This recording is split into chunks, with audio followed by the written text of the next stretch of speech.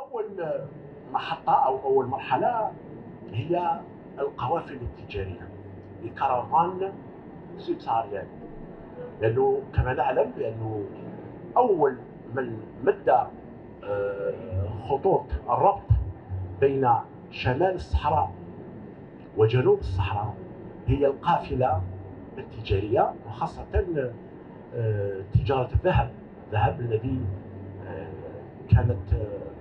الذهب هو الذي كان يوصل، أو هو الذي كان عن طريقه أو بسببه يتحمل التجار مشاق الطريق وصعوباتها ومخاطرها، فشقوا طرق والمسالك كثيرة جدا كانت تنطلق من تيهات ومن ورجلان ومن طرابلس، من جبل نفوسة ومن غرداية ومن فاس، مرورا بفاس باتجاه موريتانيا إلى غير ذلك. فالقضية قضية القافلة كانت عندما تعبر إلى الضفة الأخرى من الصحراء، باعتبار الصحراء كانت تشبه دائما بالبحر، لأنه نقول منطقة الساحل، سواحل الصحراء أو شواطئ الصحراء، باعتبار أن الضفة الأخرى من الصحراء تبدأ هناك ما يسمى بعالم غريب في ذلك الوقت أو غير معروف تماما بالنسبة للضفة الشمالية، ألا وهو إفريقيا جنوب الصحراء. إذا القافلة كانت تحمل معها ثقافة، لغة، طريقة تعامل، نظم اقتصادية، مكاييل، موازين، طرق العيش، حتى استعمال الأدوات البسيطة اليومية كان ينقلها التاجر، وكان ينقل معه حتى بعض الخصائص الأخلاقية مثل الأمانة والصدق وكذا. بالإضافة إلى ذلك تكونت بعد ذلك عن طريق المراكز التجارية الكبرى سواء في صحرائنا أو في الضفة الأخرى من الصحراء.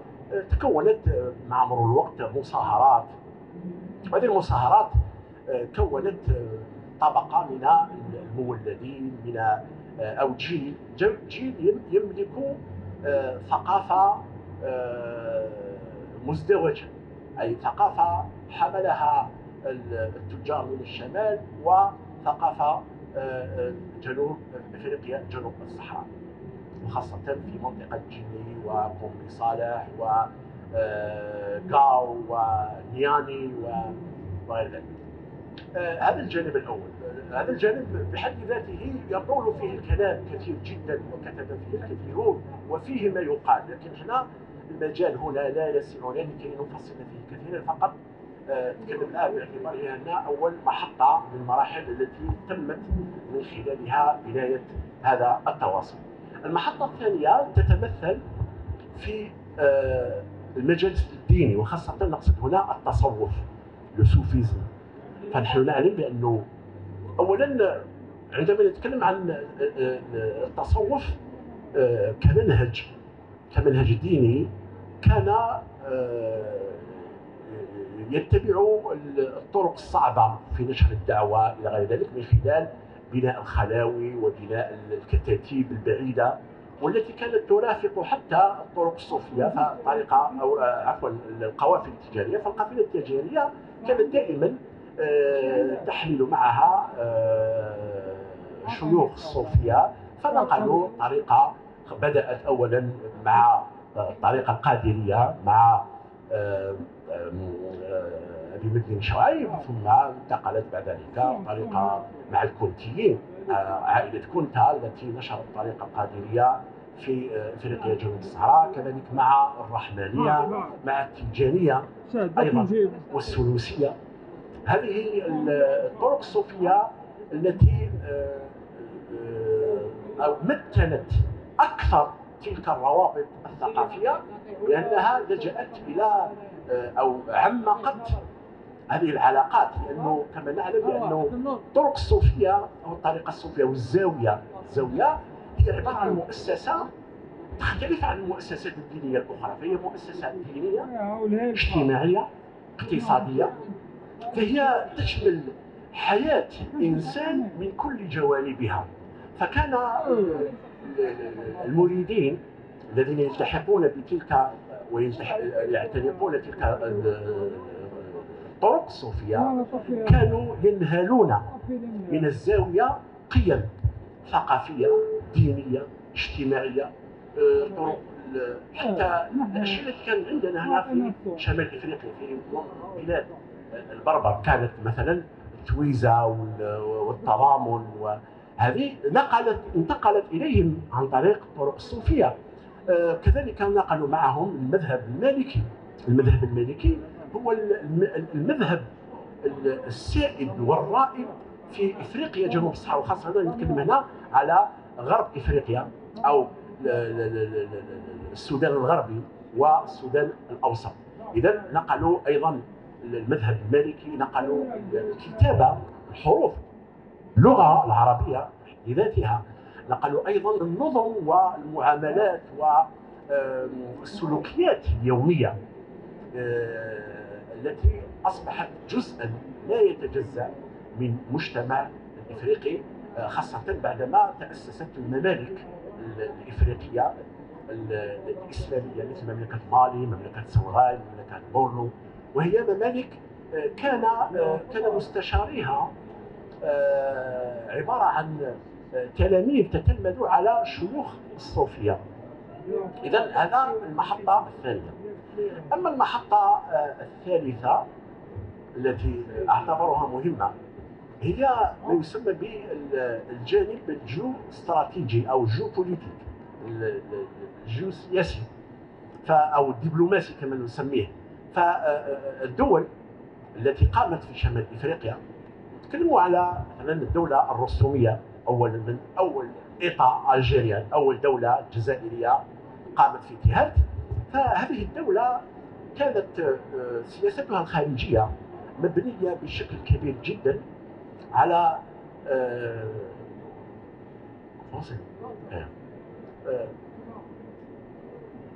concernant l'État rustomite.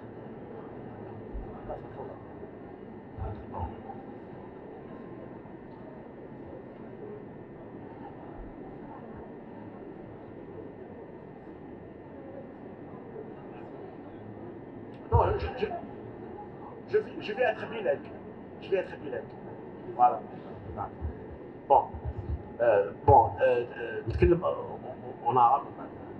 بون بالنسبه للدوله الرسوميه التي كانت الدوله الجزائريه الاولى، l'État rustomite, qui était la première État algérien, sa capitale était Théâtre, a fondé un État consacré justement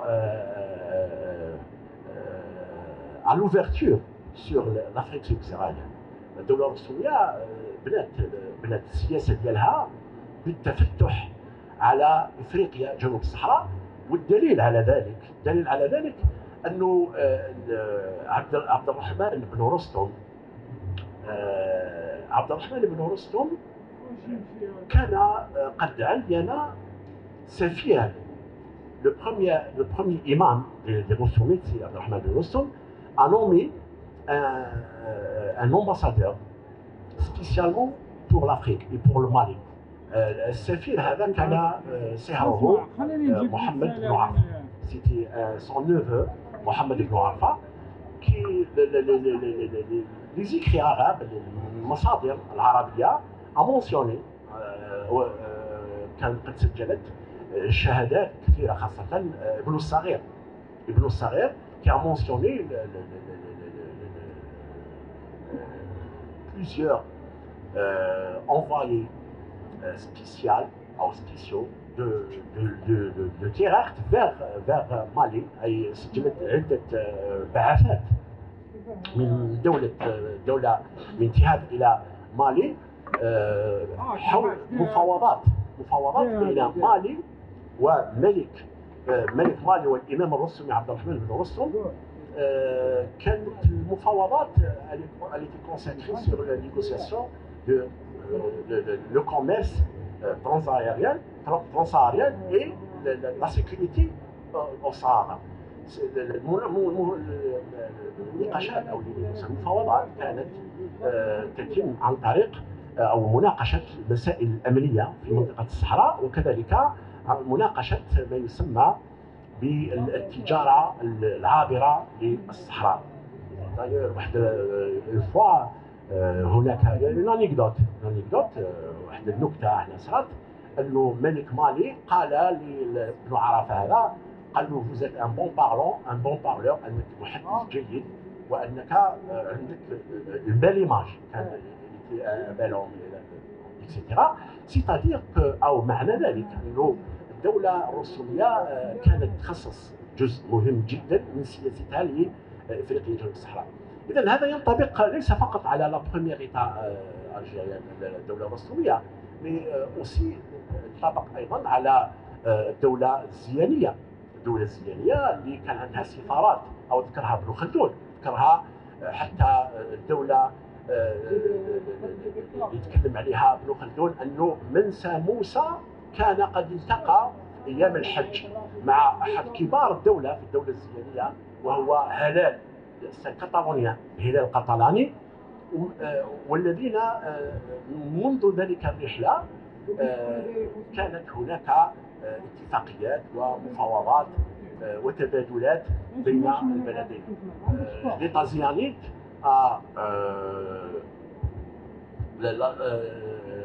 l'État zioniste de Hamou Moussa a fait des relations aussi avec les Maliens au temps de Moussa, le célèbre roi, le pèlerin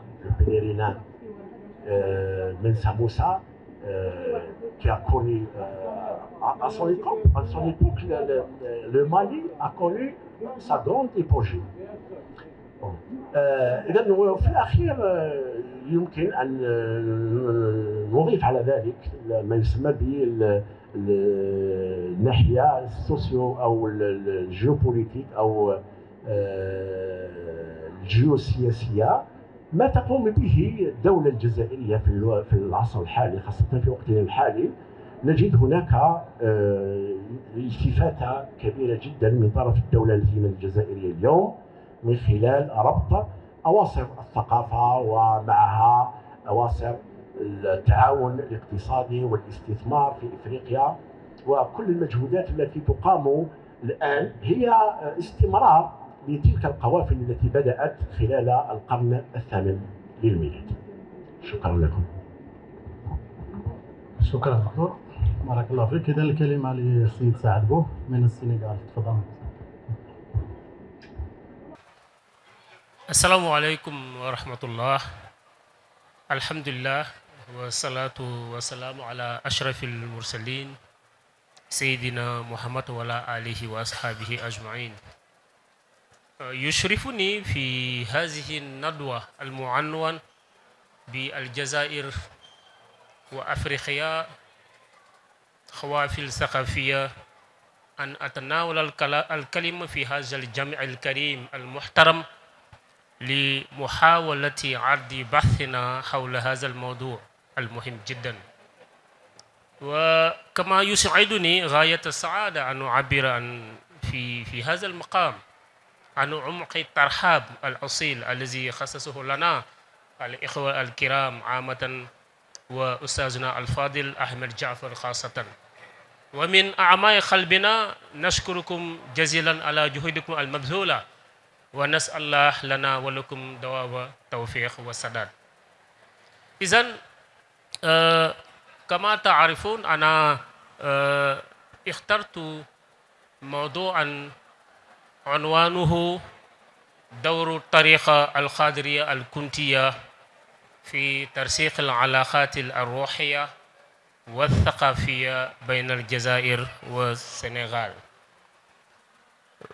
إذن من الدوافع التي حملتنا للغوث ببحثنا هذا أننا لاحظنا أن تلك الزاوية غير معروفة بما فيه الكفاية على عامة الناس.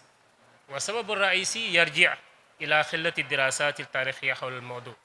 وعلى ذلك نحاول في هذا البحث تسليط الضوء على هذه الطريقة أو على هذا الفرع القادري الكنتي السنغالي تسديدا لهذه الثغرة، إذ لم نجد عند أحد من الدارسين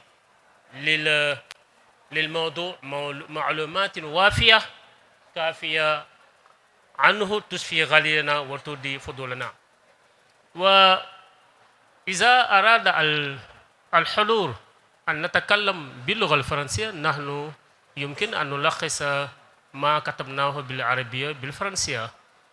دونك بما أنا رأيت مع الأستاذ الذي كان تناول الكلام قبلنا، الجمهور والحضور طلب منه أن يلخص ما قام به بالفرنسية، وإذا أراد الحضور كذلك يمكن أن نلخص أيضا بالفرنسية، لأننا نحن نتكلم باللغتين العربية والفرنسية. Donc cet exposé tourne autour du thème le rôle de la tariqa al-Khadri al-Kuntiya dans son rôle de la consolidation, par exemple, des relations culturelles et spirituelles entre l'Algérie et le Sénégal. Et cela entre dans le cadre du colloque dont le thème est l'Algérie et l'Afrique, Khawafil Sakhafiya, c'est-à-dire les Khawafil Sakhafiya sur le plan culturel. Donc les itinéraires, mais si on dit Al-Khawafil, c'est tout entre c'est-à-dire la culture, le commerce, tout ça, qui relie l'Algérie et le Sénégal. C'est dans ce cadre-là que nous avons choisi ce sujet, et ce sujet est, pour nous est très important car ce sujet c'est-à-dire relate des relations. Il y a beaucoup de points qui sont en commun entre l'Algérie et le Sénégal. Grâce à ce sujet-là, nous pouvons en savoir plus. C'est pourquoi ce sujet-là, nous l'avons scindé en deux parties. La première partie parle par exemple de la présentation du sujet, c'est-à-dire Dawru al-Khadriya. Dans cette présentation, nous avons d'abord parlé du Sénégal, comme le sujet parle du tariqa qui est fondé au Sénégal, présentation du Sénégal, mais aussi le deuxième point parle de l'introduction de cette tariqa au Sénégal. Comment la tariqa al-Khadri Kuntiya est entrée au Sénégal. Troisième point, toujours dans le cadre de la présentation de cette tariqa, comment cette tariqa est fondée au Sénégal, qui est le fondateur. Ensuite, la quatrième partie nous parle peut-être des origines de cette tariqa qui est fondée au Sénégal. La deuxième partie, donc c'est-à-dire le deuxième chapitre, parce que c'est deux chapitres. C'est le premier chapitre qui est la présentation de cette tariqa. Le deuxième chapitre nous parle maintenant exactement quels sont les rapports ou bien quel est le rôle de cette tariqa dans la consolidation des relations culturelles entre le Sénégal et l'Algérie. Donc je pense que pour le premier chapitre, le Sénégal, je vais présenter mon pays, le Sénégal, mais d'une manière très brève.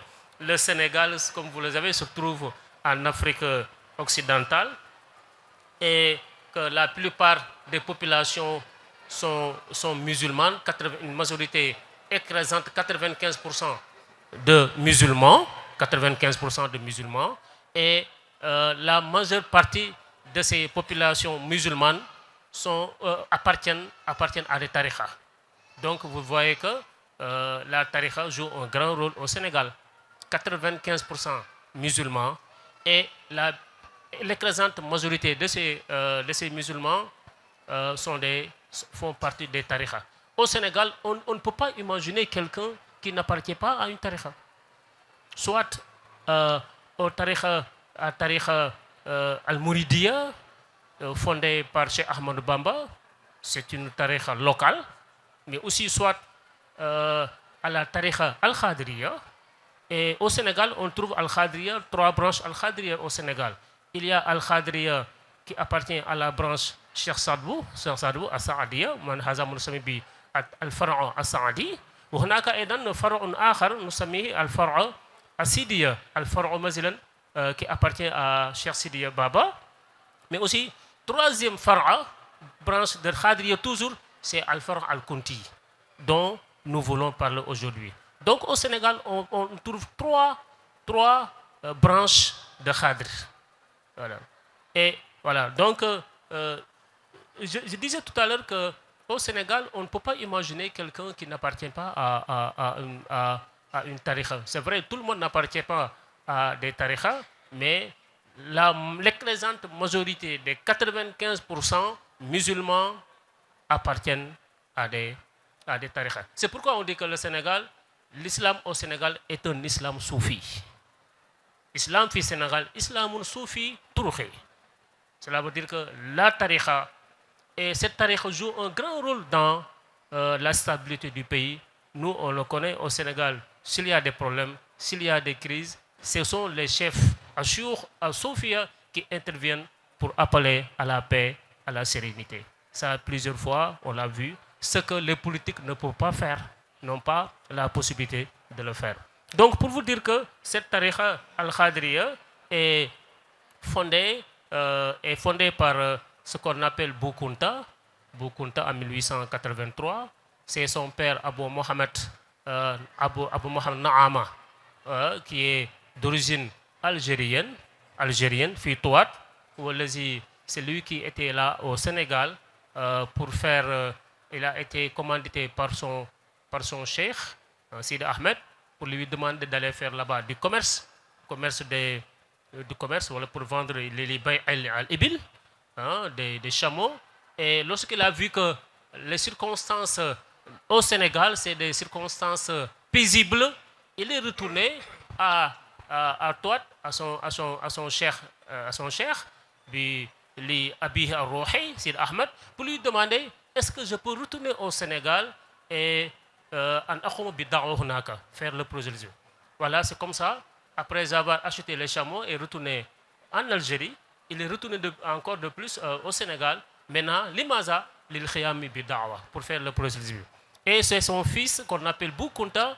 Après le décès de son père en 1884, c'est son fils Boukounta qui est né, qui est maintenant le fondateur de cette tariqa, de Ndiassane. Donc Ndiassane est une localité du Sénégal qui se trouve près de la région de Thiès, si vous connaissez Dakar, si vous connaissez le Sénégal. La région de Thiès est à 110 km de Dakar, de la capitale. Et c'est dans cette région-là, une localité qu'on appelle Ndiassane, où se trouve Hazi Tariqa al-Kuntiya, qui est fondée en 1884 par Boukounta. Donc Boukounta est le fondateur de la Tariqa Khadriya. Donc cette Tariqa Khadriya joue un grand rôle dans l'expansion de l'islam, mais aussi de la Tariqa al-Khadriya fi Sénégal. Donc c'est une Tariqa très importante. Mais nous constatons que la plupart des gens ne connaissent pas cette tariqa. Même s'ils connaissent la tariqa al-Khadriya bisifa ama, hum la ya'rifuna hadha al-far'a al-Khadri al-Sénégali, al-Ndiassani al-Sénégali. Donc on a vu qu'il a joué un rôle très important dans la consolidation entre les relations entre le Sénégal et l'Algérie. Donc, je vais passer au second chapitre, après avoir fait une brève présentation de la Khadriya al-Kuntiya. Donc, on a vu que ce rôle est un rôle de double plan. Il y a ce qu'on appelle al-intima al-ruhi ou al-intima al-khabali. Donc, on a constaté que cette tariqa, ou bien ce far'a al-Ndiassani, a des liens très étroits avec l'Algérie. Parce que son fondateur, le père de son fondateur vient de l'Algérie, à Touat. Touat min Iqlimun min al-Jazair. Donc, il y a ce qu'on appelle, et c'est la tariqa khadriya qui est répandue à Touat. Donc, et ce même tariqa qui est répandu au Sénégal. Donc, au moins, il y a un lien spirituel qui lie le Sénégal à l'Algérie. Et ce lien spirituel qui lie le Sénégal à l'Algérie a fait que beaucoup de Sénégalais aiment l'Algérie à travers Touat. Parce qu'ils s'identifient à la région de Touat, qui est l'origine de par exemple de la tariqa al-Khadriya fi Afriqiya. On sait que Touat joue un grand rôle dans l'expansion de la tariqa al-Khadriya fi Afriqiya. Comme يقال أهل مكة أدرى بشعابها إذن الجزائريون هم أعلم بذلك. Donc sur le plan spirituel, il y a ce lien-là qui lie le Sénégal à l'Algérie. Et ce lien-là a fait que beaucoup de Sénégalais aiment l'Algérie à travers ce lien spirituel, culturel. Et ce lien a joué un rôle important au Sénégal. Parce que si vous allez au Sénégal, si vous allez à Ndiassane, si vous demandez à Ndiassane, si vous allez à Ndiassane, vous voyez que beaucoup de cadres, beaucoup de Sénégalais s'identifient à cette tariqa al-Khadriya et même au niveau على المستوى الخدمة على المستوى الخدمة نرى هناك تبادل بين الدولتين السنغالية والجزائرية. Donc on a vu qu'il y a même des échanges, des visites entre le Sénégal et l'Algérie sur ce plan, parce qu'on a vu que même il y a une délégation tout récemment algérienne qui a quitté pour rendre visite au Khalif de Ndiassane, ainsi que notre ancien président, l'ex-président Macky Sall, était venu ici en Algérie pour faire une visite officielle, tout ça dans le cadre des relations entre le Sénégal et l'Algérie. Et si ce cadre-là a été bien développé, c'est grâce à l'union spirituelle qui lie le Sénégal à l'Algérie à travers le Khadriya Bissifa Ame, mais aussi Bissifa Khasa à travers Al-Khadriya Al-Kuntiya fi Ndiassane. Donc aussi, on a vu que le deuxième point, c'est Al-Intima Al-Nasabi. On a vu que l'origine des Khadr Ndiassane, l'origine lointaine, en tout cas, les Khadr se réclament de Uqba ibn Nafi'. Et Uqba ibn Nafi', on a vu que les Touat qui étaient, par exemple, les Touat aussi, Ahlul Touat, Masalan, Sha'b Touat, réclament leur origine, c'est-à-dire les Khadr réclament leur origine de Uqba ibn Nafi'. Donc on peut dire qu'à partir de ça, l'Algérie, à partir de la région de Touat, et le Sénégal, à partir Al-Faru Ndiassani, ont en commun une origine tribale, Khabali. Et cette origine-là remonte jusqu'à Uqba ibn Nafi'. Tout ça, c'est des liens qui font que l'islam au Sénégal s'identifie à l'islam en Algérie. Et on a vu que aussi le Khadriya Bissifa Ama a été l'origine, c'est-à-dire le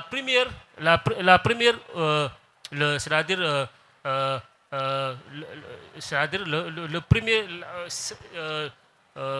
qui a joué un rôle important dans la pénétration de l'islam au Sénégal, parce que c'est le Khadr qui est la première confrérie qui entre au Sénégal et qui a influencé même d'autres confréries qui ne sont pas actuellement Khadr. Par exemple, chez Ahmad Bamba, al-Mu'assis les tariqa al-Mouridiyya fi Sénégal, التاريخ المحلي المولد في السنغال هو كان أولا خادريا قبل أن يكون أو قبل أن يؤسس طريقته الخاصة وهي الطريقة الموridiyya.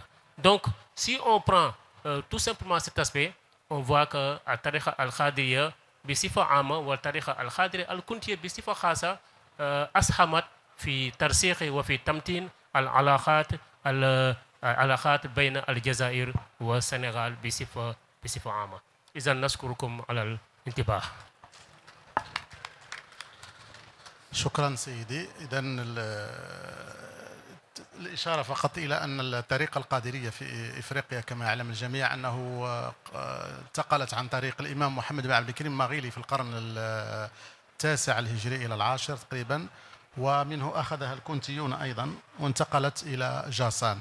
ويكفي أن نشير أيضا أنه في جاسان الآن الخليفة الذي توفي قبل سنة، السلطات الجزائرية كانت قد أوفدت شيخ الخليفة الكونتية بالجزائر، وهو من أشرف على تولية الخليفة الجديد في جاسان. وكان السيد رئيس الجمهورية قد أوفد مبعوثه الخاص ومستشاره الخاص إلى جاسان، وأشرفت الدولة الجزائرية من خلال الخلافة الكونتية في زاوية كونتا بأضرار على تنصيب الخليفة العام الجديد الذي نصب في جاسان قبل سنة تقريبا من الآن. شكرا جزيلا سيدي. الآن مع الأستاذ شارل بينام بيكوي من الكاميرون، فليتفضل مشكورا مسير. Merci, Monsieur le modérateur, chers collègues, chers panélistes, Excellences, Mesdames et Messieurs. Je ne parlerai pas au nom du Cameroun ici. Je suis né camerounais, mais j'interviens en tant qu'invité pour le compte du CERDOTOLA, qui est une organisation interafricaine, interétatique, créée il y a 43 ans déjà, et qui regroupe au départ 11 pays africains, mais qui, en évoluant, s'est ouverte à tout le continent et aux diasporas du continent. Je parle donc en tant qu'ambassadeur de l'Afrique. C'est pour cela que,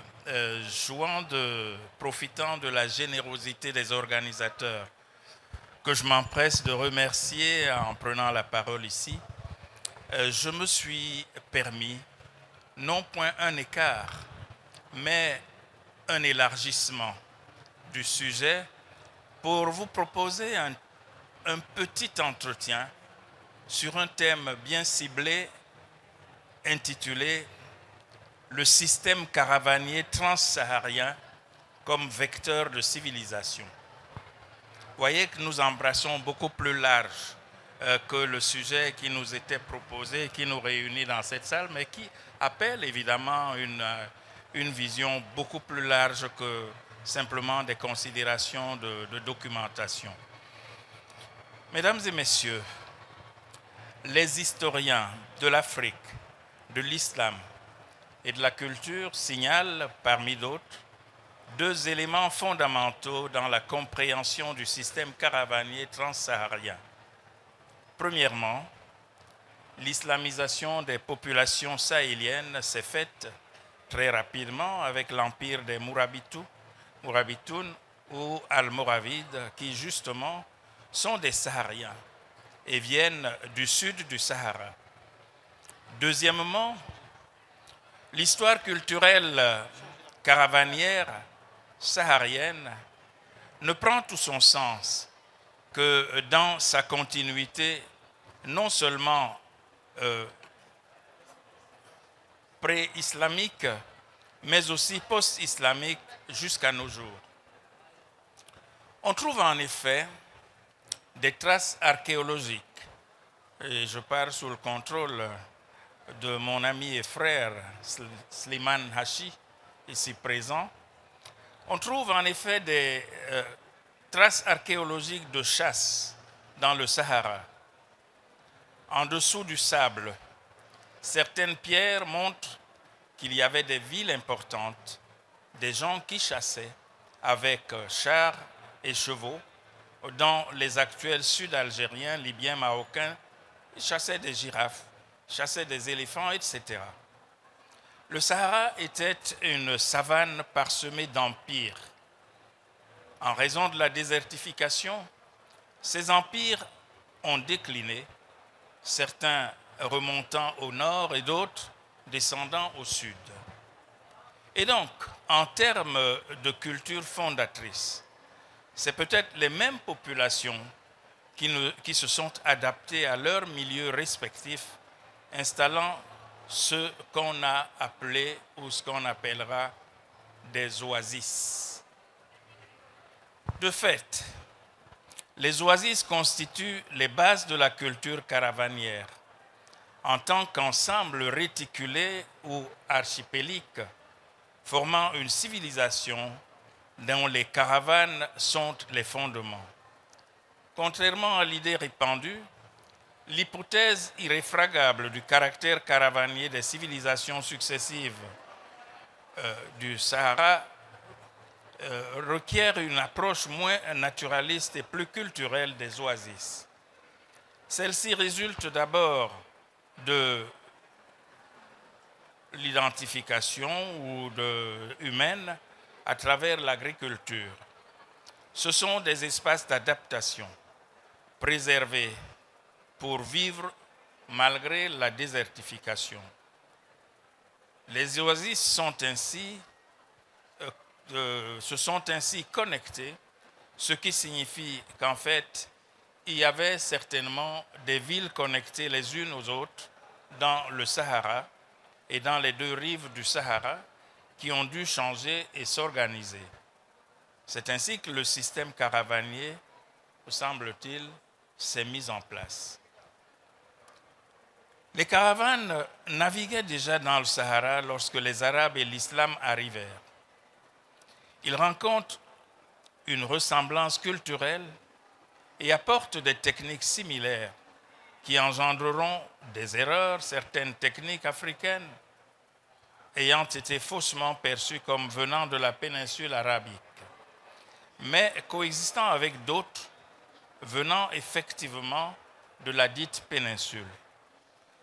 Au-delà du commerce, les principes de pérennité et d'échange culturels, religieux, scientifiques et philosophiques régissent implicitement et explicitement les routes des caravanes. Les échanges technologiques des différentes époques génèrent des liens aussi étroits que ceux issus des échanges culturels et des mariages.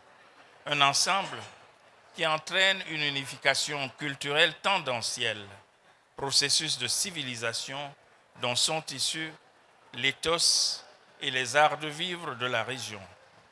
On peut dire que c'est à partir des métaphorisations aqueuses des circulations interoasis que les Arabes considèrent le Sahara comme une mer, comme un océan sur lequel ils se repèrent grâce aux étoiles.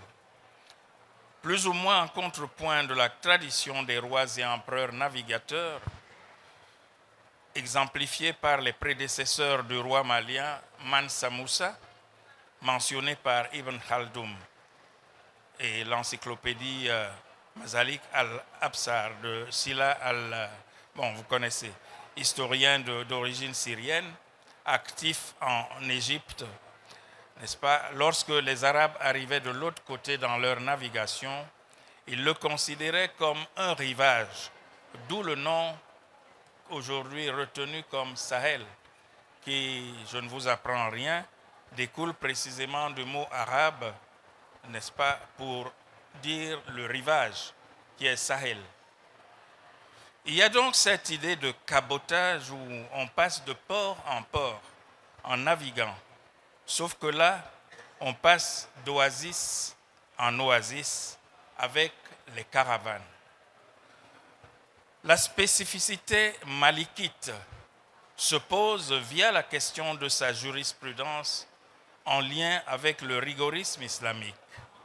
Avec les caravanes circulent et s'établissent de nouveaux savoirs technologiques et de nouveaux pouvoirs politiques qui se constituent en dispositifs à la fois théologiques, juridiques et culturels et adaptatifs. Ils génèrent de petits changements, des adaptations, des systémismes très favorables au développement, à la diversité, à l'innovation et au partage culturel. Alors même si l'islam malikite peut paraître rigoriste, C'est un islam qui s'est très rapidement adapté à la réalité locale. Le Mahdab, culture d'interprétation malikite, est fortement pragmatique, résolument fondé sur la pratique communautaire médinoise de la Sunna. Il donne comme base préférentielle de la jurisprudence musulmane non pas des hadiths, mais l'intime conviction ou l'opinion personnelle, ainsi que le raisonnement par analogie qui est le qiyas. Les caravanes développent ainsi une culture de l'autonomie et du jugement jurisprudentiel raisonné, répandant et adaptant des traditions juridiques et culturelles qui sont les véritables régulateurs des échanges commerciaux caravaniers. Les conquêtes dans ce grand espace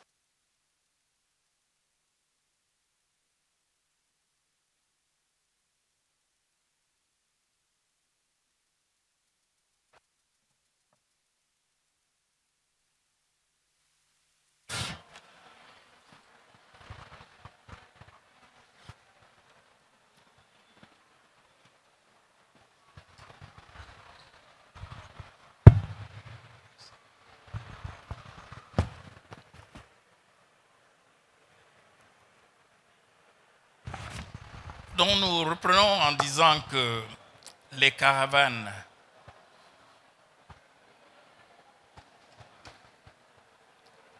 naviguaient déjà dans le Sahara lorsque les Arabes et l'islam arrivèrent. L'islam et les Arabes rencontrent une ressemblance culturelle et apportent des techniques similaires qui engendreront des erreurs, certaines techniques africaines ayant été faussement perçues comme venant de la péninsule arabique, mais coexistant avec d'autres venant effectivement de la dite péninsule.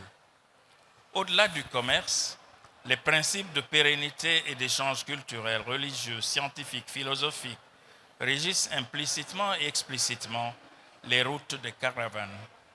Les échanges technologiques des différentes époques génèrent des liens aussi étroits que ceux issus des échanges culturels et des mariages, un ensemble qui entraîne une unification culturelle tendancielle, processus de civilisation dont sont issus l'éthos et les arts de vivre de la région.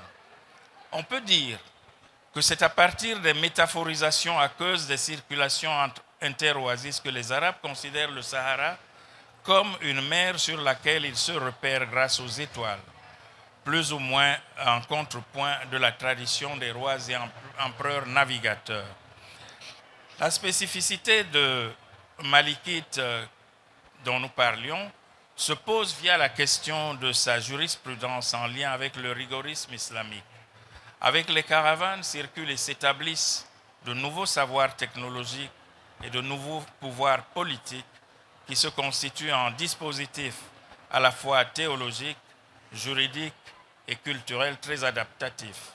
Ils génèrent de petits changements, des adaptations, des syncrétismes très favorables au développement, à la diversité, à l'innovation et au partage culturel.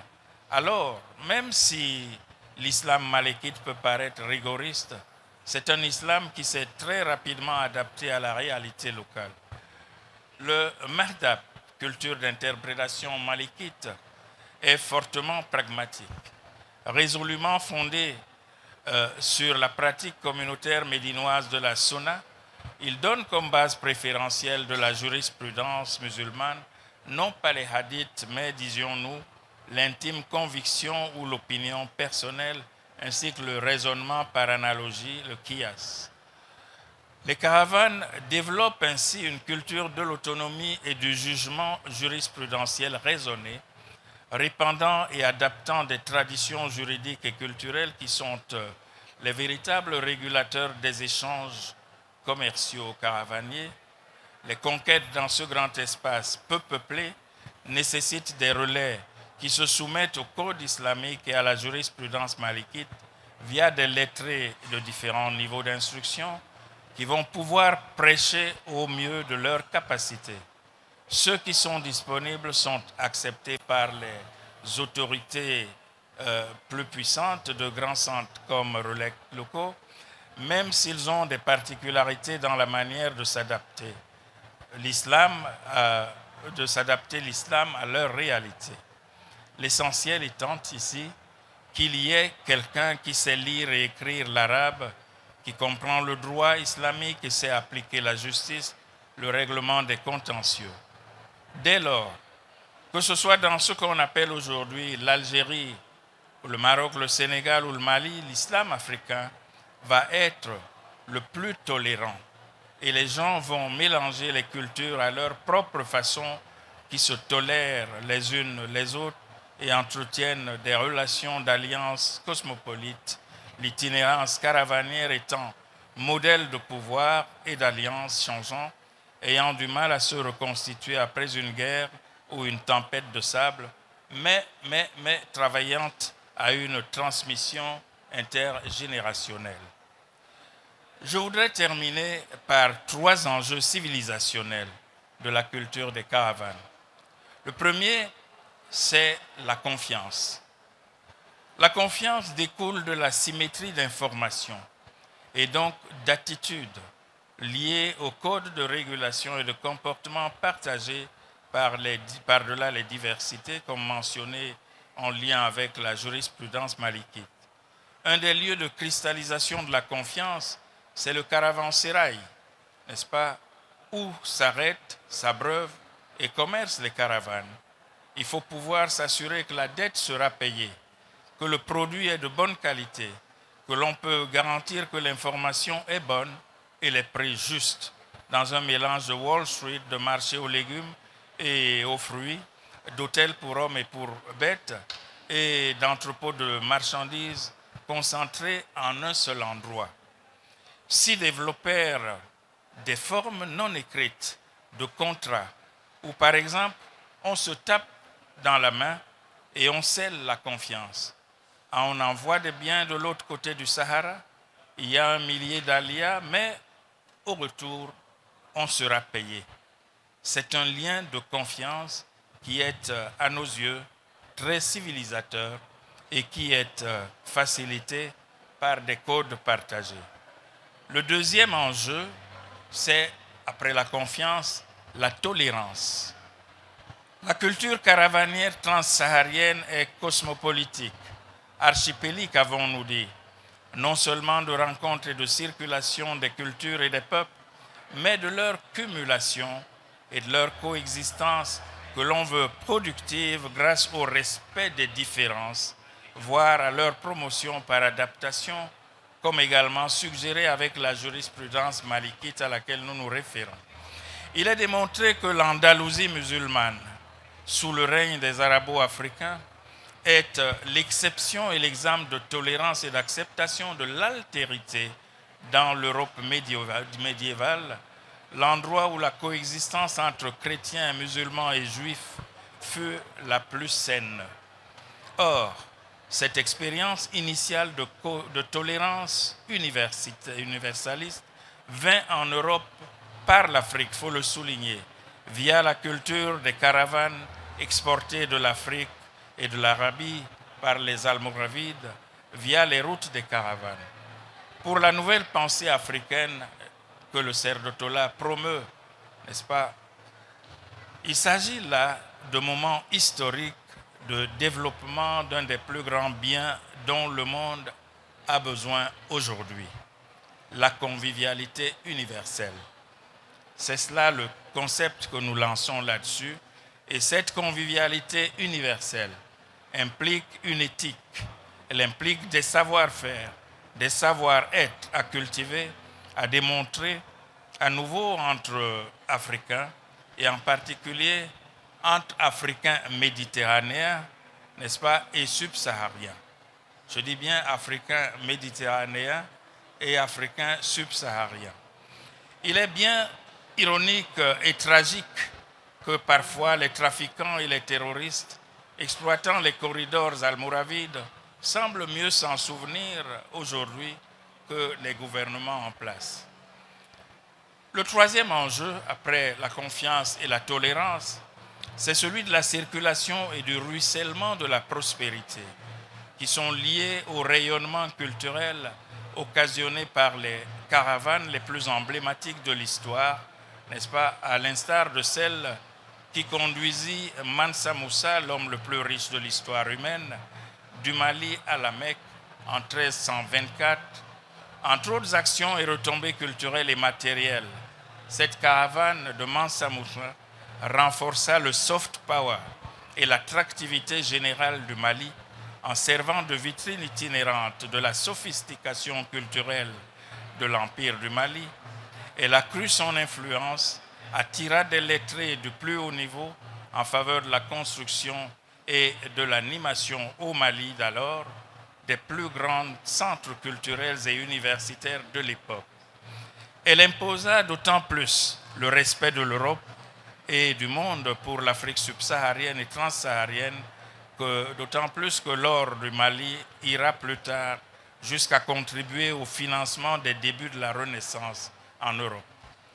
La nouvelle pensée africaine de la prospérité et des héritages, qui soutient et oriente l'option forte de vectoriser résolument les arts, cultures et patrimoine comme levier d'édification de cette Afrique que nous voulons, en appelle à une véritable renaissance africaine qui passe par la redécouverte, l'étude, la réactualisation et l'adaptation de nos patrimoines communs, tels les caravanes qui ne connaissent pas les frontières, pour reconstruire notre continent, nos pays et nos communautés et sociétés en ayant recours aux armes du souvenir unificateur et de l'innovation restauratrice. Mesdames et messieurs, tel est le message qu'en ce lieu nous avons voulu apporter ce jour. Ce message est celui de la reconstitution des routes gagnantes de l'Afrique par les caravanes réinventées du sud vers le nord et du nord vers le sud et de l'est à l'ouest et d'ouest en est du Sahara, des caravanes qui soient porteuses d'une impulsion conceptuelle, du renouvellement et de relance face à la crise mondiale de rationalité. Telle est aussi l'actualité de l'esprit des caravanes d'antan. L'Afrique est et demeure par-delà l'ignorance et la volonté d'ignorance. L'Afrique demeure richissime dans les arts, les sciences, les philosophies et les mystiques. Ces immenses savoirs non dominants précèdent à d'innombrables égards tout ce qui s'impose provisoirement en la matière. En dépit des millénaires d'oubli et des siècles d'éradication, le moindre effort dévoile des trésors de savoirs africains décisifs pour l'avenir. L'économie du savoir et de la soutenabilité humaine et environnementale, les sciences et techniques les plus avancées, y compris les théories, expériences et technologies les plus récentes et futuristes, comme les mathématiques fractales, l'informatique et les domaines paradigmatiques émergents du non-linéaire et de la complexité. Nous en sommes persuadés, mesdames et messieurs. De nouvelles perspectives sont possibles, de nouvelles alternatives aussi s'offrent. C'est à partir de l'Afrique, des valeurs endogènes reconsidérées, que l'on peut désormais penser et transformer le monde de la façon la plus décisive. Nous le croyons, les évidences scientifiques et philosophiques suggèrent que les changements envisageables en Afrique sont sans doute les meilleurs game changers globaux, conformément aux lois élémentaires de l'interaction. L'esprit des caravanes trans-sahariens, rencontre dès lors le sens d'une nouvelle pensée qui puisse reprendre en charge pour faire aboutir enfin les finalités libertaires de l'Afrique et du monde. Je vous remercie de votre attention. شكرا. ميرسي مسيو شارل. الأستاذ بلحي محمد تفضل. Salam alaikum. Qu'est-ce que je vais dire de plus par rapport à ce qui a été admirablement explicité par nos honorables invités? Je suis très content de me retrouver avec des intervenants venus du Sénégal, du Cameroun et même de la région d'Adral. ce qui est important à dire, c'est que il faut revisiter l'histoire parce que nous avons une matrice commune qui a été un peu cassée par la colonisation. La colonisation nous a délestés de notre dimension africaine, c'est très important. Et d'ailleurs, à un moment donné, ce qui est absurde, quand on parle par exemple de matchs de football, quand l'équipe d'Algérie joue au Cameroun ou au Sénégal, on dit que c'est difficile d'aller jouer en Afrique. Comme si nous étions des Norvégiens ou des Suédois.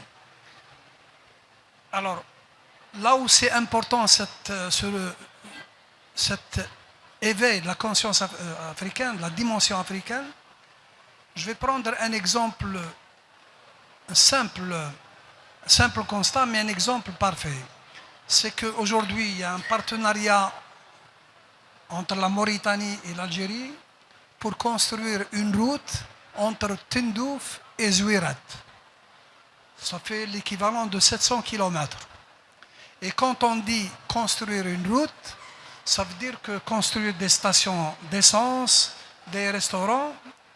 Et c'est ce qui a existé il y a plusieurs siècles avec la route des caravanes par les frères Makarri, qui étaient les précurseurs des multinationales.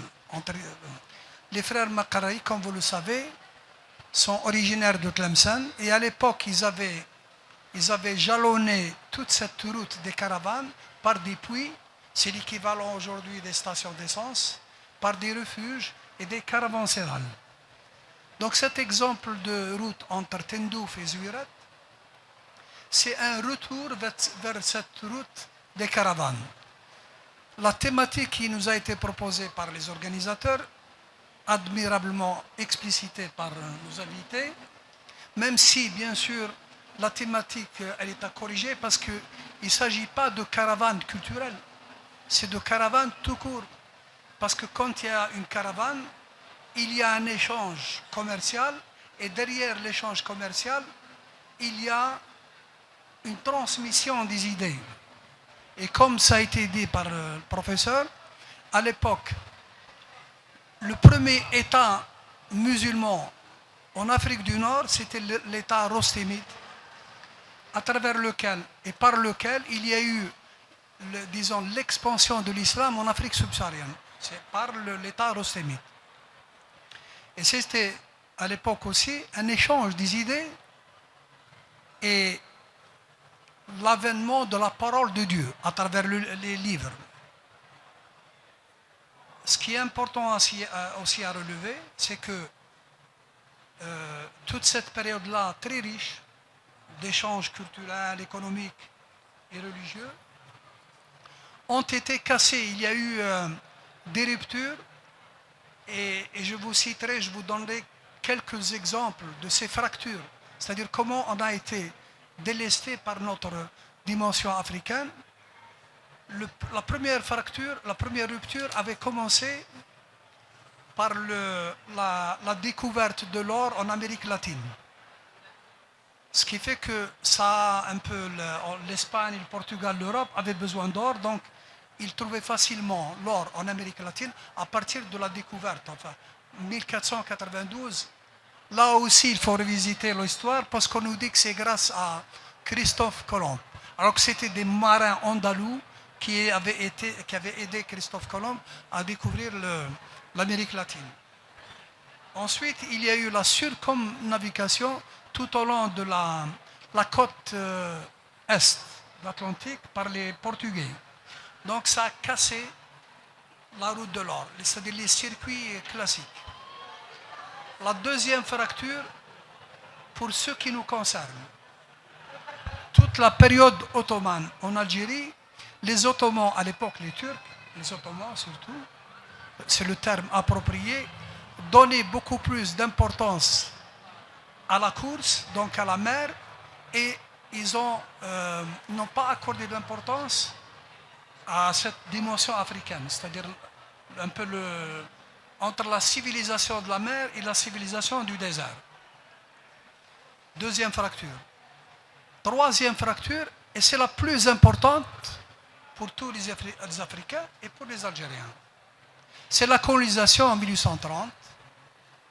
On a coupé cet élan historique, ces échanges historiques, et on nous a poussé, c'est-à-dire on nous a poussé à aller vers l'Europe en tant que consommateur.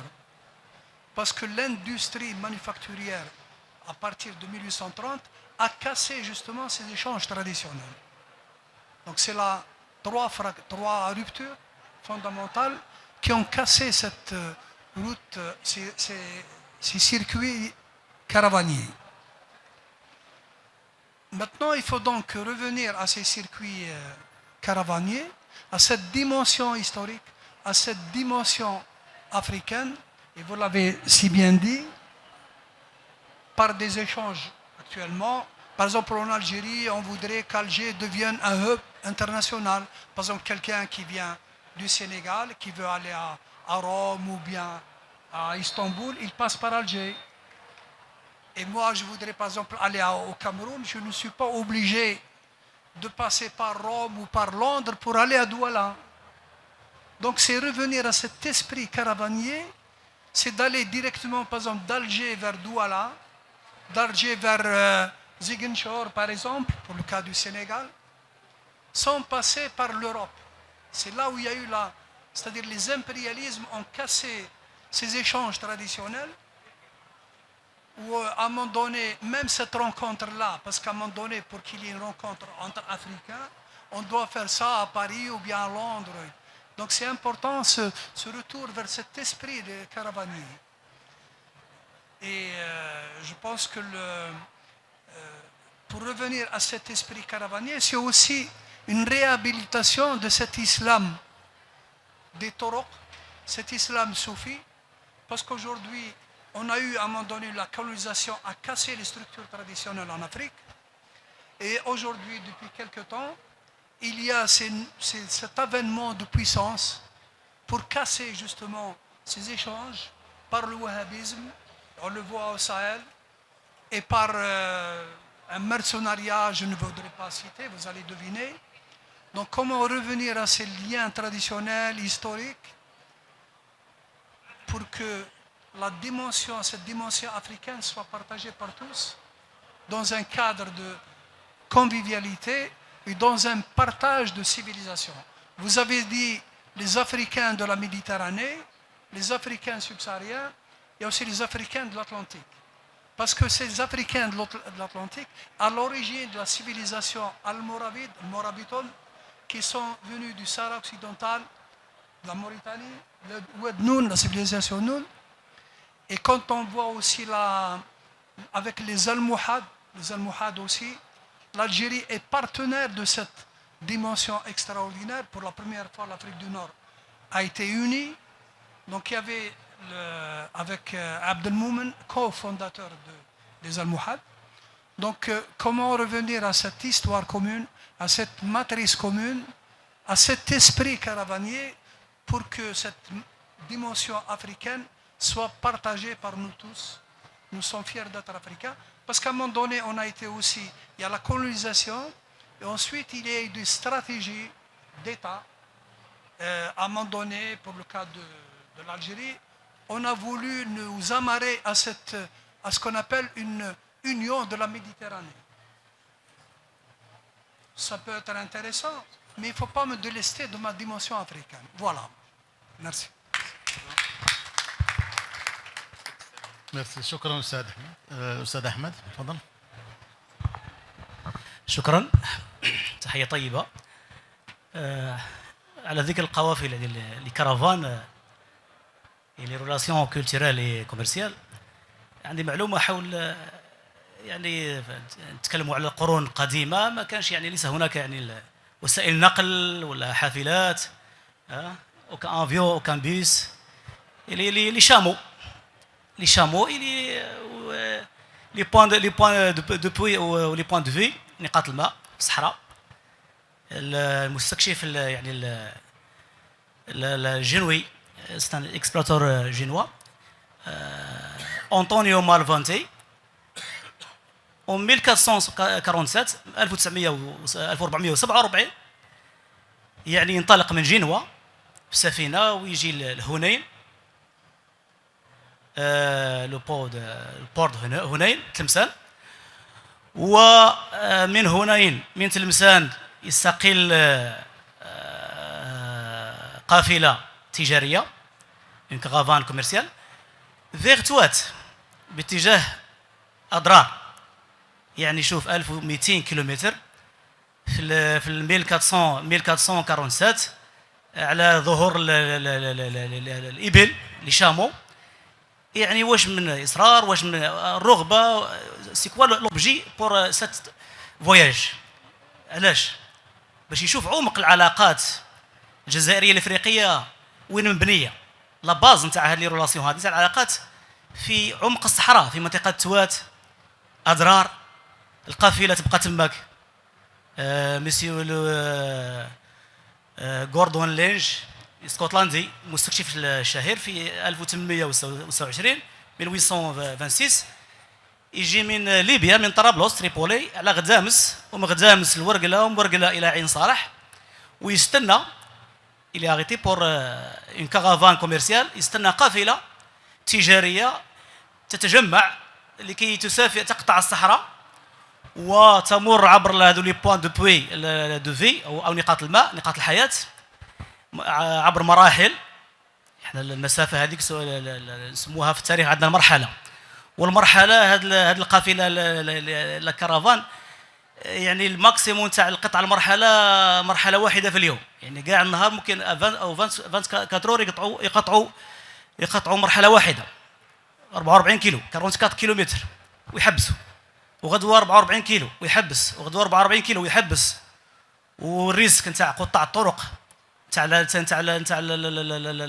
المافيا نتاع قطاع الطرق يعني خلوه هذا الاسكتلندي جوردان لينج بقى في عين صالح اكثر من 4 شهور 4 موا باه يستنى القافله اللي تجمع على الاقل او مينيمو 300 شامو 300 جمل 300 جمل باه القافله تقدر تنطلق. يعني كي تجمعت القافله وصل العدد نتاعها 300 جمل عاد صابت الرخصه لوتوريزاسيون بور سات فواياج باش تنتقل الى تومبوكتو من عين صالح فيغ تومبوكتو.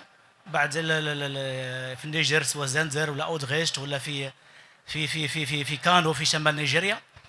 يعني هذا ستان اكزومبل باش نشوفوا يعني نشوفوا العمق نتاع العلاقات اللي راسيون بين الجزائر وافريقيا، انها علاقات قديمه هيستوريك تاريخيه. مثل ما قال زميلي الدكتور شعباني، لو برومي ايطاف اللي تاسس في الجزائر ليطا رسوميت الدوله الرسوميه. الامام عبد الرحمن ابن رسوم ابنه عبد الوهاب كان يعلم ابنه افلح، يعلمه كيف يتعامل، كيف يسير القافله، ويتاكد يعطيه دي برانسيب ريليجيوز، يعني واحد المبادئ الدينيه يتقيد بها باش يسمح له باش يسافر ويرافق هذه القافله نحو افريقيا. هذا مثال بسيط. ومن بعد جات القافله، جات الشركه لا سوسيتي تاع لي فرير المقري التلمساني عبد الواحد محمد عبد الله واخويه، سواء فيغ تومبوكتو ولا حتى في موريتانيا شانغيط سابقا. اذا قلت يعني شوف يعني كيف يعني هذا الاوروبي اللي يقطع هذه المسافات كلها باش يشوف واش السر في العلاقات بين الجزائر وافريقيا في ذلك الزمان.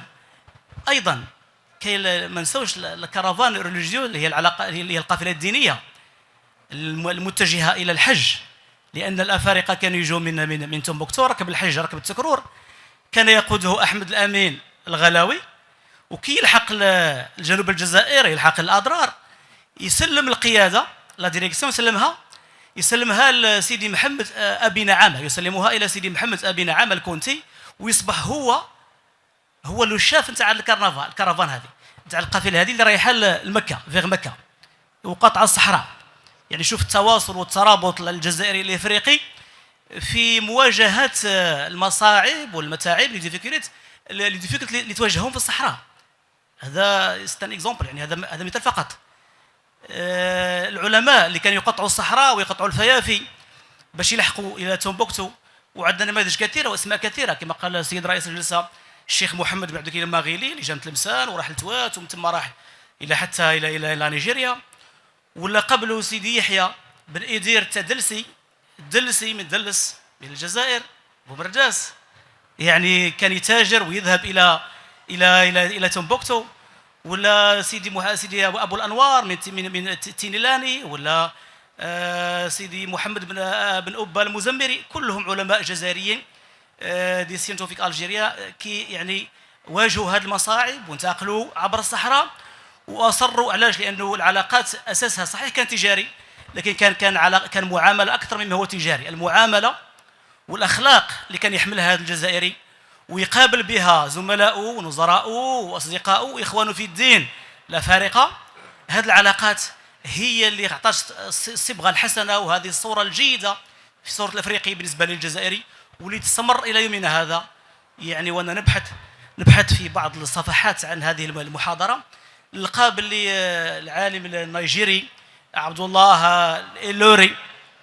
ادم الإيلوري جمع كتاب تاع الثمار الساقطه وضمنه مجموعه من القصائد لعلماء افريقيا الغربيه، واصر على ان تكون قصيده سيدي عبد الرحمن الثعالبي الجزائري تكون ضمن هذا الكتاب. القصيده المشهوره نتاع سيدي عبد الرحمن الثعالبي اللي حول الزهد وحول نعم يقول فيها نفسي ومالي يا قوم مالي ومالي، ويقول يومي جدال وليل جدال وحولي رجال كمثل حالي. يعني شوف الرغبه نتاع هادو الافارقه في ربط علاقات صحيح بدات تجاريه، لكن اليوم انتقلت من تجاريه الى ثقافيه، وكما قال الدكتور شار الى تجاريه، وهذا هو الاساس. علاقات تجاريه متينه بين الجزائر وبعدها الافريقي التاريخي. الاصرار نركزوا على التاريخ هو اساس والباز نتاع العلاقات اللي اليوم اصبحت علاقات تجاريه ربحيه للطرفين لا خاسر فيها. الجزائر رابحه وافريقيا رابحه في علاقات متينه ان شاء الله. شكرا على حسن انتباهكم والسلام عليكم. شكرا. اذا نفتح باب النقاش فقط في حدود دقيقتين 2 مينوت، والسؤال يوجه او اذا كان تدخل او سؤال يحدد صاحب المقاولة. تفضلي بس. Merci beaucoup. معليش بالفرنساوية؟ معليش en français. Merci beaucoup. Voilà. Merci aux intervenants. Très très intéressant comme débat. Je suis tout à fait d'accord que, enfin, vous avez parlé de tout ce qui concerne l'histoire des relations entre l'Algérie et l'Afrique subsaharienne. Mais moi, personnellement, en venant à cette conférence, je pensais beaucoup plus à toute l'Afrique, pas que l'Afrique subsaharienne. Même si je ne suis pas de ce domaine, je suis dans l'enseignement, mais pas de l'histoire des sciences humaines. Je sais très bien qu'avec l'Afrique subsaharienne, les liens sont là, qu'ils soient religieux, qu'ils aient été, enfin, économiques, ils sont là, ils ont toujours été là. D'où d'ailleurs, vous l'avez dit, le lien que nous avons peut-être un peu spécial avec la Mauritanie, le Sénégal, tout ça on le connaît. Mais moi j'estime qu'on est en 2024. C'est très bien de parler de l'histoire et c'est la raison pour laquelle je suis ici. Mais il me semble aussi qu'il y a un élément qui est très important, qu'on ne peut pas nier, qu'on ne peut pas oublier, qui est l'élément des géopolitiques et des priorités de chaque pays africain. L'Afrique est un continent, le continent certainement le plus excitant, le plus intéressant. Mais si je compare notre continent qu'au continent latino-américain, où en fait on ne parle que l'espagnol, est-ce qu'on réalise en 2024 qu'en Afrique, on parle 5 à 6 langues, en plus de tous nos dialectes. D'accord? Donc c'est quelque chose qui ne peut inciter qu'à une union encore plus grande, des relations plus profondes et tout ce qui s'ensuit. J'oublie un petit peu le colonialisme parce que je ne vais pas trop parler de ça. Le colonialisme est quelque chose, l'impact le post-colonialisme est une réalité dans tous les pays africains. Je vais parler maintenant de l'Algérie. Je ne vais pas vanter mon pays, mais je vais tout simplement dire que, vivant ici, je vois que la nouvelle Algérie a une portée vers l'Afrique. L'Algérie veut se rapprocher de l'Afrique. L'Algérie veut que l'Afrique soit son premier allié. Économiquement, socialement, c'est très bien. Il y a eu l'ouverture de banques, il me semble, au Sénégal, éventuellement en Mauritanie bientôt. Il y a la route dont vous avez parlé. Mais il y a aussi le fait que l'élément ou les dimensions géopolitiques nous arrêtent, qu'on le veuille ou pas. Et moi, quand je pense avec moi-même, je me dis, que faut-il faire alors qu'on le veuille ou pas, c'est de la géopolitique partout, et tout le temps, et dans tous les pays, pas seulement en Afrique. Que faut-il faire alors pour dépasser ces dimensions importantes, qu'on le veuille ou pas? Chaque pays africain a ses priorités, chaque pays africain a ses alliés. Que faut-il faire alors pour aller au-delà de ça, pour surmonter ces géopolitiques et faire de l'Afrique, effectivement, ce continent où les relations vont pas seulement de Alger-Dakar, mais qu'elles aillent de Alger au Cap, et qu'elles aillent de Nairobi jusqu'à, je sais pas, jusqu'au plus loin point de l'Afrique de l'Ouest. Enfin, c'est ça mon rêve, et si vous pouvez peut-être y répondre. Voilà, merci beaucoup.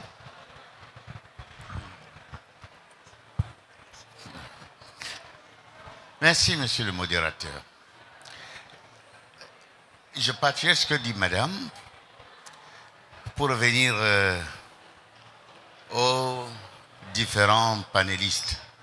En fait, madame, les panélistes sont en train d'évoquer justement les fondements à partir de quoi l'Algérie peut aller jusqu'au Cap. En fait, et nous avons entendu parler des caravaniers, c'est des symboliques. Nous avons entendu parler d'un Sahara qui jadis était verdoyant. C'est symbolique. Pour laisser comprendre qu'en fait, il n'y avait pas de barrière entre le nord, le sud et jusqu'au Cap. Oui, il n'y avait pas de barrière. C'est pour cela qu'il y avait culture des populations et rationalité d'échange entre les populations et de cette Afrique méditerranéenne à l'Afrique sud-saharienne et autres. Et je crois qu'il faut revenir à la thématique de départ qui parle de relations de l'Algérie au reste de l'Afrique. Relations à travers la culture, si j'ai bien compris, puisque nous sommes au salon du livre. En fait, oui. Et les panélistes ont parlé de beaucoup de choses. Je retiens une chose. Il y a des savants algériens qui ont parcouru l'Afrique subsaharienne et avec entre les mains les courants islamiques, soufistes, etc., et qui ont été des vecteurs d'échange, de rencontres entre le nord et le sud, entre l'Algérie et les autres pays d'Afrique. Oui. Il y a également l'islam malikite, le professeur a dit tout à l'heure, l'islam malikite qui s'est répandu en Afrique. L'Algérie a été un des vecteurs de l'expansion d'un islam tijani en Afrique. Et tout le monde sait ce qui s'est passé entre des grands imams algériens au Nigeria, et à partir du Nigeria s'est répandu avec les courants chez nous au Cameroun. Nous avons reçu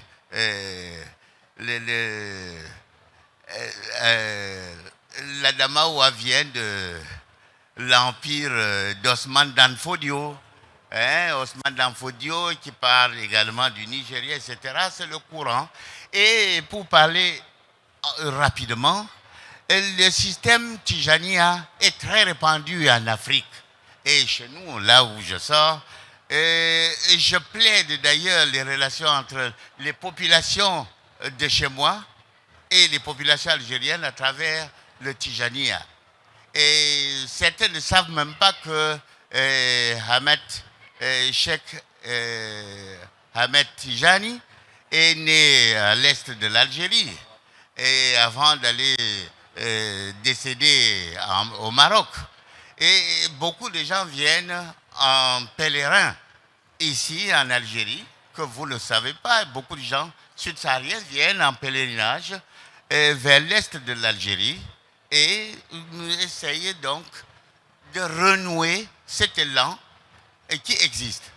Donc, à travers des savants, à travers l'islam, à travers tous les courants caravaniers qui ont amené et l'aspect religieux et l'aspect culturel, commercial, etc., il y a eu des liens entre l'Algérie et l'Afrique subsaharienne.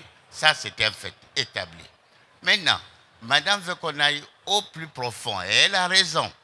Justement, au XXe siècle, qu'est-ce que l'Algérie et l'Afrique subsaharienne font, au-delà de la culture? La culture a permis à ce que vous ignorez également, beaucoup de littérature sud-saharienne comporte des éléments islamiques de culture qui viennent d'ici. Et je vais vous étonner en vous rappelant, pour ceux qui sont du Cameroun, nous avons coutume d'appeler tout le monde marabout. Les marabouts, le professeur l'a dit tout à l'heure, ça vient du concept d'Almoravite. Et les Français ont déformé cela en marabout. Et tous ceux qui sont des prêcheurs musulmans dans nos régions, à nous, sont des marabouts. Et nous sommes ici en Algérie et c'est plein de tombeaux de marabouts ici en Algérie. Vous voyez, il y a cette culture qui est allée jusqu'au sud-saharien. Et ça existe.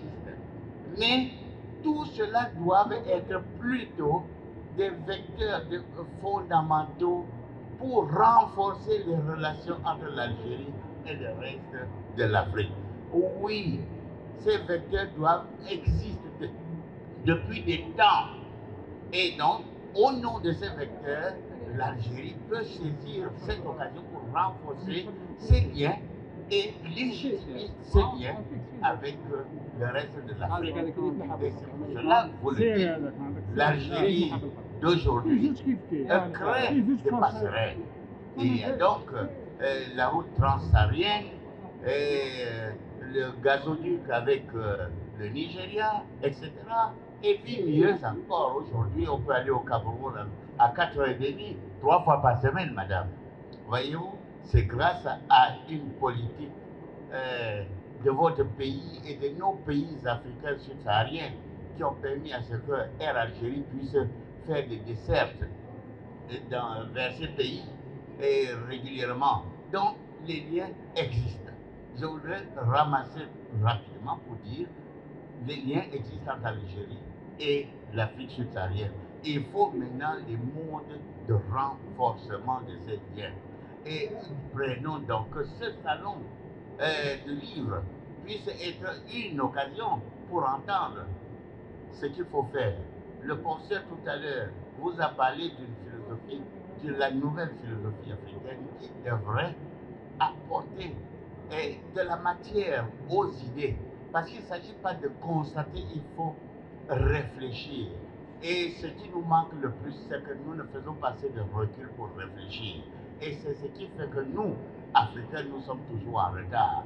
Je crois que c'est l'occasion de partir de ces idées que tous les panélistes viennent de dégager pour construire des concepts de pensée qui nous permettent de renforcer nos relations et d'aller de cette relation entre l'Algérie et les autres aspects de l'Afrique par les aspects culturels vers une véritable intégration de l'esprit, une véritable intégration spirituelle entre les populations africaines. Et je crois que c'est de là qu'il faut aller plus profondément, tel que nous indiquait tout à l'heure le professeur Charles Binam. Il faut donc, au-delà des constats des faits caravaniers et autres, bâtir, consolider par la réflexion. Les autres nous dépassent parce qu'ils réfléchissent. Essayons de réfléchir davantage. Merci. Bonjour. Je remercie Madame pour son intervention. Mon collègue camerounais Bon, concernant l'intervention de la concernant l'obstacle, qualifié d'obstacle, le poids géopolitique. Moi, je vois les choses autrement. Dans ma intervention, j'ai cité 3 principes dans le rapprochement culturel entre l'Algérie et l'Afrique. Bon, j'ai cité le premier principe, c'était le commerce. Après, le soufisme. Et le dernier, j'ai cité le géopolitique. Le géopolitique n'a jamais été un obstacle. Pourquoi? Parce que le géopolitique, il s'agit de la volonté d'un État. C'est la volonté des États. La volonté des États, ça vient lorsque les autres fondements existent. Lorsqu'on a la fluidité commerciale. Le contexte, ouais, bien sûr. Mais je veux dire que moi, dans mon intervention, j'ai cité le cas de Ostomite, des Ziyanites. Il y a même des autres comme les Hamadites, un peu moins. Mais le géopolitique, il s'agit d'une volonté. Nous, on cite l'Algérie, la nouvelle Algérie, qui a dans ses premiers buts, c'est de consolider les relations culturelles, politiques, géopolitiques, économiques entre l'Algérie et l'Afrique. C'est ça, c'est un impact. C'est pas un inconvénient. Lorsqu'on a l'esprit, lorsque surtout la conscience, mon collègue l'a cité, apparemment c'est la conscience. Lorsqu'un Africain, moi en tant qu'Algérien, je sens un Africain. Monsieur Hamel a été les Algériens, lorsqu'ils jouent en Cameroun ou au Sénégal, ils disent on va jouer, c'est difficile de jouer en Afrique. Mais lorsqu'on arrive à un point où on se considère comme un Africain, je suis Africain, il n'y aura pas un Africain de Méditerranée et un Africain subsaharien. Le reste du travail qui nous reste, c'est la conscience. C'est se travailler, on travaille sur la conscience. Parce que on a tous les facteurs qui sont favorables. Le géopolitique, c'est un résultat.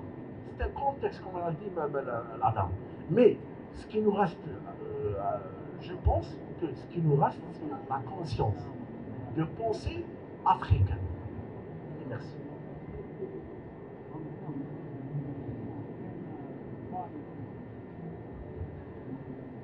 Pour revenir sur le commerce caravanier, c'était, je pense, un mode d'échange interafricain, mais c'était aussi un moyen d'insertion dans le monde. C'est-à-dire, c'était ça aussi qui était le cordon ombilical de l'Afrique avec le reste du monde. Et puisqu'on parlait des questions géostratégiques, il faut repenser les échanges interafricains aussi avec cette vision plus globale. Et cette vision plus globale, elle doit aussi s'accompagner d'une réflexion globale. Aussi glorieux que soit notre passé, aussi intéressante que soit la culture de nos ancêtres, ce sont ceux de nos ancêtres. Ils ont su en faire ce qui était la meilleure arme pour s'insérer dans le monde d'hier, mais nous devons penser l'Afrique d'aujourd'hui pour le monde d'aujourd'hui, avec les défis et la pensée qui correspondent.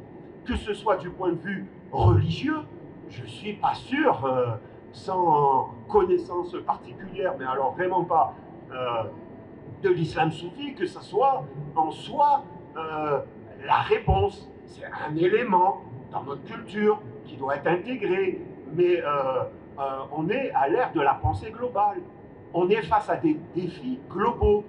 Les problèmes aujourd'hui ne sont plus des problèmes nationaux, c'est des problèmes globaux quand on a affaire aux problèmes de migration, aux problèmes de santé, aux problèmes économiques, aux problèmes de sécurité, etc. Ils ne concernent pas que l'Afrique, et encore moins que l'Algérie. C'est des problèmes qui concernent le monde. Et donc, il faut offrir une pensée qui puisse intégrer tout ça. Et je pense que nous ne faisons pas les efforts qu'avaient fait nos ancêtres. Quand on parlait de Tombouctou, on pense tout de suite aux bibliothèques de Tombouctou. Je ne suis pas sûr qu'on arrive à faire encore un musée africain à l'échelle de l'Afrique pour rassembler ne serait-ce que nos cultures. Alors, on peut encore moins parler de rassembler la pensée du monde aujourd'hui. On ne fait pas ces efforts. C'est un lieu pour les faire, mais il reste encore insuffisant, je crois. Vous pourrez me contredire, j'espère.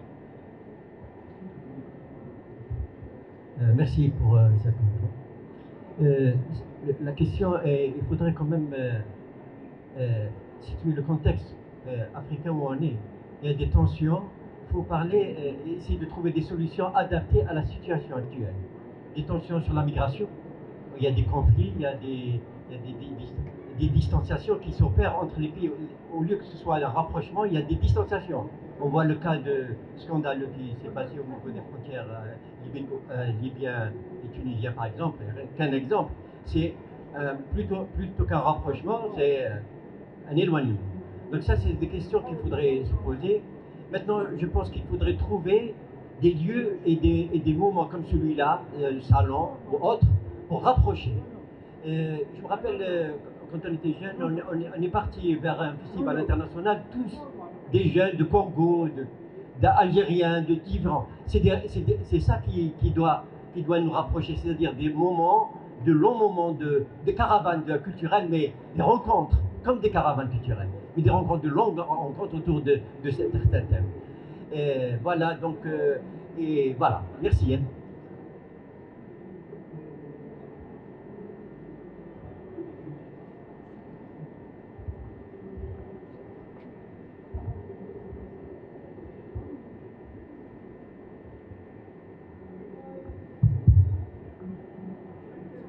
Répondre aussi à madame, même si la question qui a été posée, il faut réfléchir global, un peu c'est comme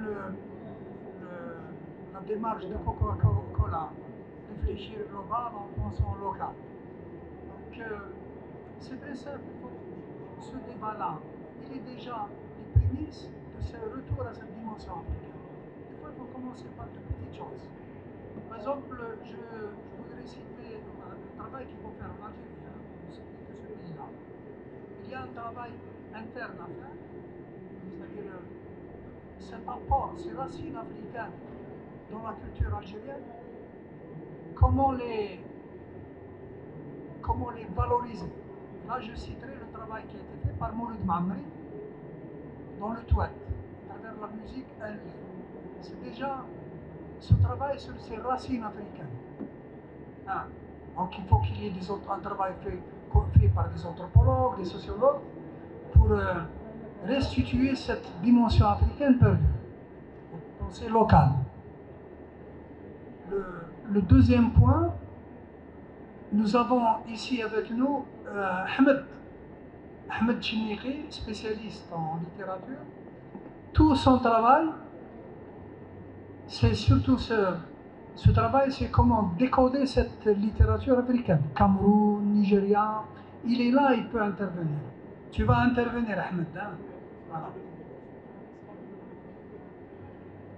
Et comment revaloriser cette dimension africaine? Je vous citerai un exemple.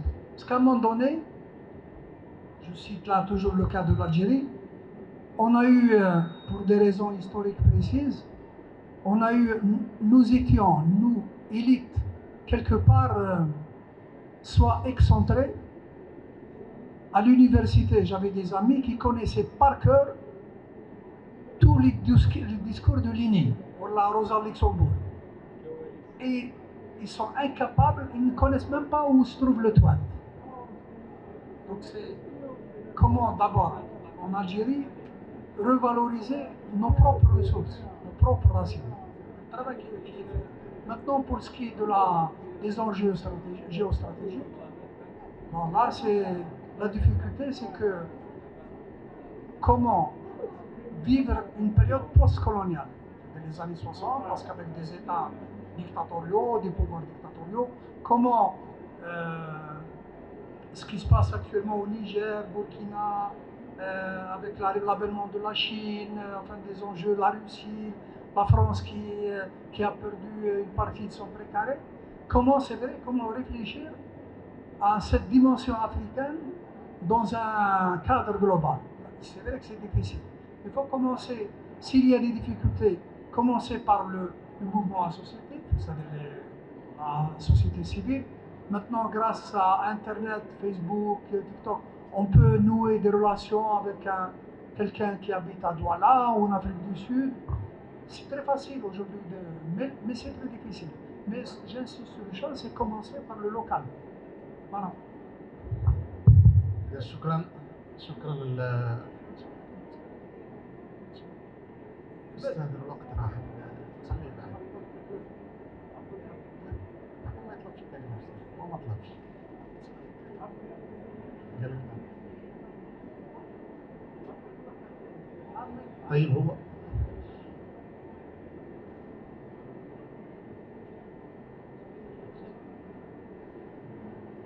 أستاذ أحمد يمكن نسمع؟